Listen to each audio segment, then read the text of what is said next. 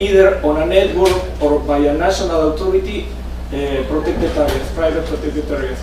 And these 3,000 in Latin America will be like for 3 million hectares of territory. 3 million hectares is the size of some countries like El Salvador, for example. So it's a lot just of what we have registered or put it in a network or by a formal authority. But these formal or legally bind, if you want to call areas, are not the only types of voluntarily conserved areas. So I chose this evening to show you some of the types that you will find in different countries and at the same time in the same country. You have the first one, which is the most popular one, that you have an owner that decides by his will to impose himself self-restrictions for the use of the properties to allow conservation, and just decides. He don't go to a network or to the state or wherever it is, he just do it. And that exists all the time in every country. Then you have other areas where you have a network. Those networks are civil networks, and they define the owners, see that they have some things in common and decide to join, they create the network, and the network is like a club, isn't it? So the club decides what are the conditions to be part of it, and they fix some basic conditions, regulations, usually referred to the thing of the restrictions that you need to impose on your property for conservation, or the requirement for a management plan, for a zoning, for example, but still no government involvement on the decision for these areas.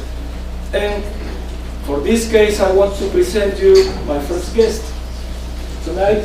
Yeah, they are a bit dark out there, but they are beautiful people. They are from Colombia, Doña Isabel and Epaminondas. They live in La Cocha. La Cocha is one of the Ramsar sites that Colombia has. And La Cocha originated the first network of owners for conservation in Latin America in 1991. And they have this private reserve. Look at the site, it's beautiful. They love to talk with the other people from the network and the follow-up for the zoning that they help them to do it. But they were now interested, when I met them, still in access to a register by the government. They were happy with the network.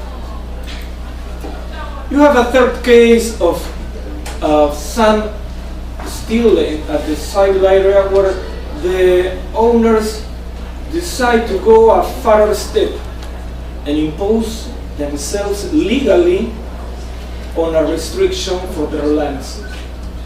In Latin America, the most popular case for this are the easements. They signed a conservation easement with another guy and put those restrictions on the property conditions on the register. This is a case in Costa Rica and Peninsula de Osa. You have there some beautiful schemes of conservation easements between owners and an NGO that promotes this thing. Then you have on the area of the government these private reserves, which is the most popular name, that are voluntarily requested by the owner to a public authority in a legal framework. And in a legal framework, they go, the public authority has a register, and they go for that. And even you have in some legislations in some countries like Brazil or Costa Rica that the privates are allowed to go for a national category of a protected area.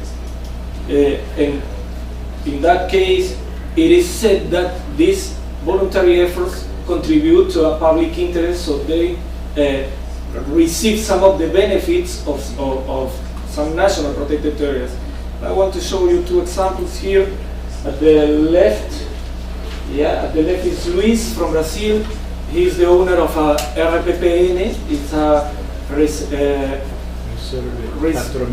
Reserva privada de patrimonio natural.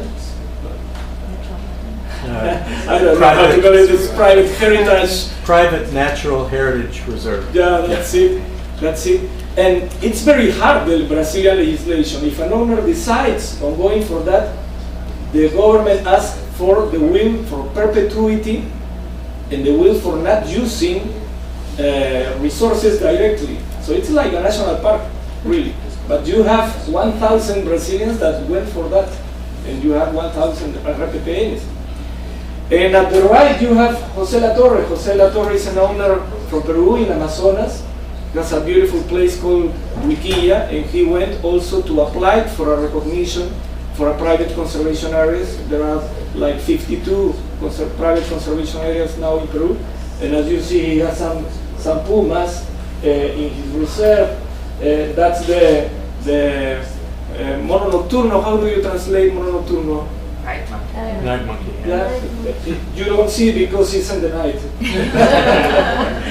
Yeah, and Jose is doing a great job there and the legislation. Also, it is important to mention that this scene of private conservation areas are going farther than private property.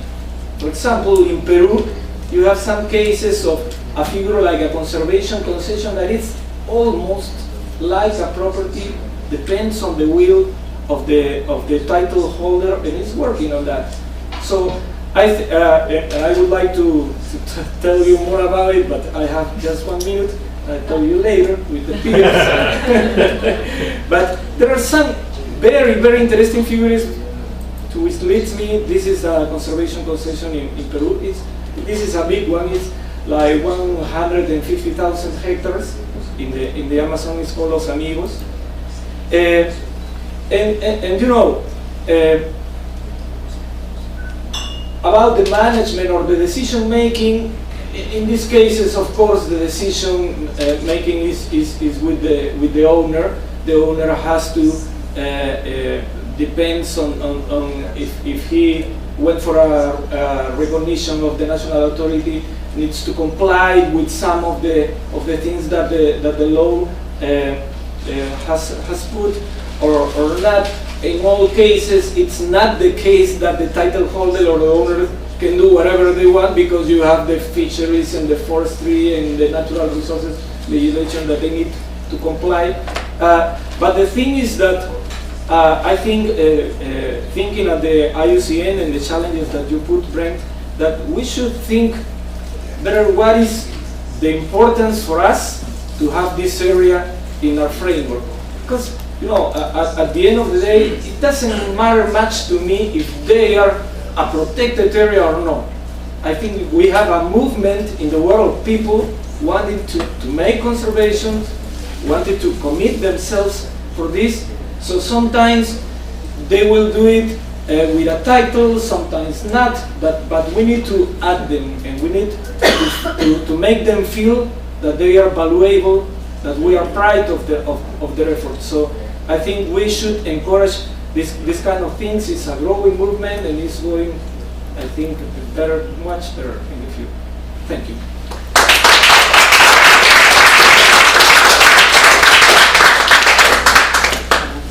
So thank you, Pedro, and particularly that point about the importance of the voluntary involvement. We're really talking about engaging people in stewardship, and it's that engagement that is going to get us beyond the boundaries of protected areas to a more holistic and landscape scale approach. Our next speaker, who will be talking about shared management, is Nelly Kassem, and Nelly is the Executive Director of the Southern Environmental Association in Belize. It's an NGO that is charged with collaborative management of a couple of marine and coastal protected areas within the Belize Barrier Reef System, which is a World Heritage Site. Nelly is also the focal point, has been the focal point for World Heritage for Belize, and she has worked in conservation for over a decade, and is also a partner in the Community Management of Protected Areas for Conservation initiative of the GEF Small Grants Program Compact. A number of you have been to some of the earlier sessions about that, and Melly has presented there as well. Thank you, Melly. Thank you. Good night, everyone. I'm happy to be here. I was told I have 30 minutes, so my presentation will be short and sweet, but hopefully very, very informative.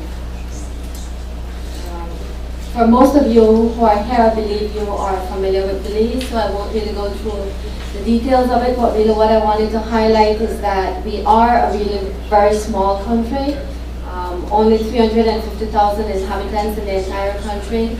We are diverse in culture as we are in our ecosystems, and wanted to point out here in particular that we have the second largest barrier reef in the world. And it really serves as the economic base of Belize. Tourism is our #1 income earner at this point. With that, I would like to set the context for protected areas in Belize. We have a network of 94 protected areas, which really covers 26.2% of the national territory. This includes both terrestrial and marine protected areas.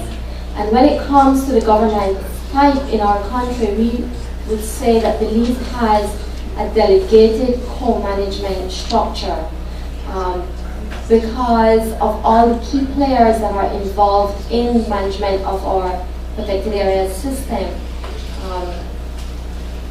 I say delegated co-management because I do know that there are co-management, different systems of co-management, but in Belize, the government signs agreements with NGOs and community-based organizations, and they delegate the day-to-day management of those sites. So the responsibility, the authority of decision-making lies within the NGOs and within the CBOs, which is not something that you would find is very common. We do report regularly. We have enforcement authority, so we are able to enforce all of the legislation that govern protected areas, and we also have the powers of arrest and the powers of prosecution. We are responsible for managing public use, conducting all the education and outreach activities, and of course scientific monitoring and research. Really the government sees it as a tool for managing the system. And if you look back at our history of how protected areas was established in our country, you would understand why it really is delegated co-management. Because the sites that were first proposed for protection were done through local NGOs. And by lobbying the government for the establishment of these protected areas, the government decided that they would legislate the protection of these sites if the NGOs would bring something to the table. And that meant, can't really see that clearly, but really the governance structure for our system falls within various ministries. The Ministry of Forest, Fisheries and Sustainable Development is only one component of our system. The Ministry of Tourism and Culture really governs another component, which focuses more on the cultural and historical sites that we protect. But if you look at the structure itself, what I wanted to highlight here was really where NGOs and CBOs play a crucial role. And that is at the level of where the individual departments responsible for the different categories of protection sign co-management agreements with these various NGOs and CBOs. Is it working? In general, I would say yes, co-management works in Belize. And I would go back to the history of the establishment of these sites where, when I said the government said we would legislate if you bring something to the table, what they told us was that we needed to bring the human resources required to manage those sites, because at that time they just didn't have the human resources. we would need to access the funding necessary to manage those sites. And of course, because we are local NGOs and local community-based organizations, our approach to management has always been more of a participatory approach, including the key stakeholders involved or that surround or live near to these protected areas. And the government authorities provide us with enforcement support, so the necessary training that our staff require in terms of powers of arrest and in terms of prosecution. And of course, they allow us to keep the entrance fees for those sites, providing some level of financial support as well. Again, how those fees are used, how they are applied in terms of management, the decision lies within the local NGOs and CBOs. With all of that though, we do recognize that there is a need to strengthen the governance of our protected areas system and co-management in general. And there are many things that are happening in Belize right now that when we look at the system, but I just wanted to highlight two key things here. And that's the administrative and legislative review that we're undergoing at this moment. The reason being that we recognize that there are many legislation that govern protected areas in our country, but there are many things within those legislation that conflict. And so we're undergoing an entire administrative and legislative review to see what is the best mechanism. Earlier I showed you governance structure, and I showed you that there were two ministries that are really responsible for the oversight of protected areas. And we're looking at whether or not that is the best mechanism currently, because there is some disjoint among those two ministries. And so at this moment, we're looking at the administrative review, looking to see what would be the best mechanism, the best structure for us to increase communication across the board, across those government agencies, and across the board for different NGOs that manage these sites. And in doing that, we would need to harmonize all of the legislation, and I only listed a few here, but there are many legislation that pertain to protected areas. With that, even though the government has signed co-management agreements with these local organizations, there is no legislation that exists that legitimizes co-management in Belize. And so one of the key things that we're looking at, it exists, it functions, but what we're looking at right now is ensuring that there is a legislation that allows the government to legitimize co-management. And we're also looking at addressing the financial sustainability of the entire system. As I mentioned earlier, the fees are used, and that's only one component, of course, of financing, but the fees are used and how they are used are determined by the local organizations that collect those fees. So we're looking at strengthening the National Trust Fund, and we're also looking at what kind of national policy needs to be implemented in order to address financial sustainability across the entire system. Challenges that we are currently facing and that definitely we will continue to face in the future, even after undergoing our administrative legislative review, will, from my perspective, will definitely be the standardization as we move towards a more standardized system of operation, of administration. Organizations are at varying capacities at this moment, and so that will certainly pose a challenge for us. But I also listed it as an opportunity, because even though it is a challenge, it will give us the opportunity to really strengthen the management of the system, our governance, our decision-making process.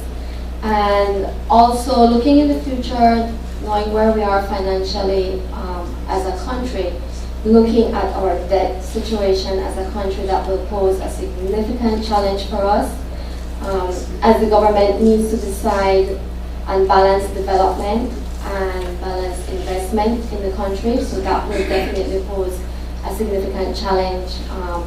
And as we look at financial sustainability of the system as well, equitable distribution across the system will definitely pose a challenge. But also an opportunity in that collectively we are working on this, and collectively we can decide and determine not only our financial needs, but really what would be the best mechanism for us to improve financial management across the system. And this is my last slide. Really what we've learned over the past years of co-management is that, and I would recommend anyone looking at considering co-management or different forms of co-management, is that the legal framework really plays a key component. You know, for us, it worked informally, but it really needs to be formalized as governments change. It really does impact, has been our experience that it really does impact on the relationship between the organizations and the different government agencies.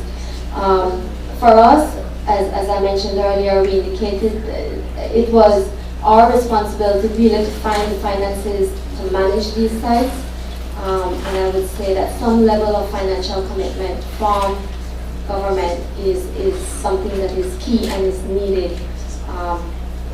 And certainly building trust among partners, and not only among NGOs and